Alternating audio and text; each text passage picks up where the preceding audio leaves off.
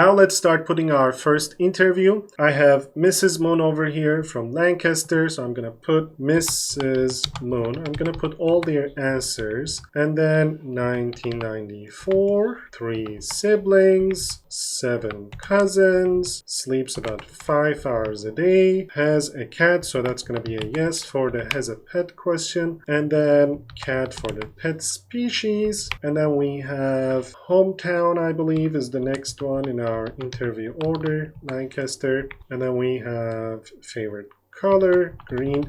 So my extra question, I said every one of you can ask an extra question. My question was what their pet name was, so that's going to be Nani in this case. And then we have Mr. Sun. Mr. Sun, 1996, has 2 siblings, 20 cousins, 8 hours a day, a gecko, yes for the pet, and it's a gecko, and then the name is Dawn, the hometown is San Antonio, and the favorite color is orange. Okay, now we have 2 interviews over here, and as you can see, for every interview I am dedicating a row. So I organize my answers into rows, and then for every question I'm dedicating a column. So this is the nickname questions column, this is the birth year, and so on. But if you look at this data, this table as it is at the moment, can you answer me whether we lost any relevant or important information? So that's our key, right? We don't want to lose any important information. So if I look at this page of handwritten notes versus this table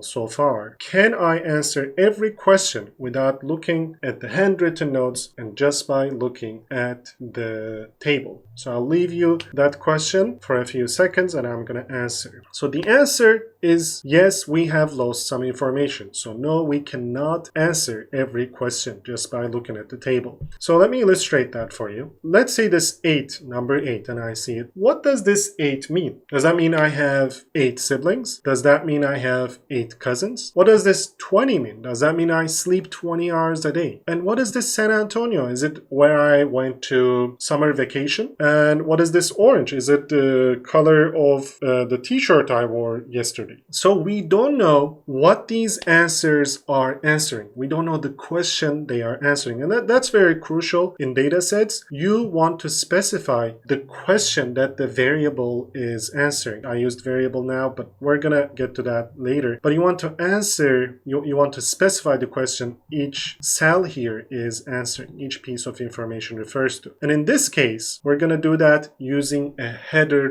row. So we're gonna have our first row over here specify the questions that it is answering down under. I'm gonna call this first row a header rows, and you can drag your rows from down to top like that or the other way around. So you need to select the row and then drag it like that. All right, so the first row I'm gonna say nickname for the first column, and the second column I'm gonna say birth year, so the questions they are answering, and then here number of siblings, and then we go over here number of cousins and hours of sleep, and then we have has a pet, if they have a pet or not, pet species, hometown, favorite color, and then we have the pet name. Perfect. Now you can see sometimes the information you put inside a cell is not going to fit in that cell, and then you can resize it by selecting your column and then pulling it like that. So you can resize it, or you can double click on the side, on the right side, and then it's going to resize it for you so that the longest line is going to fit that cell. That's how it is.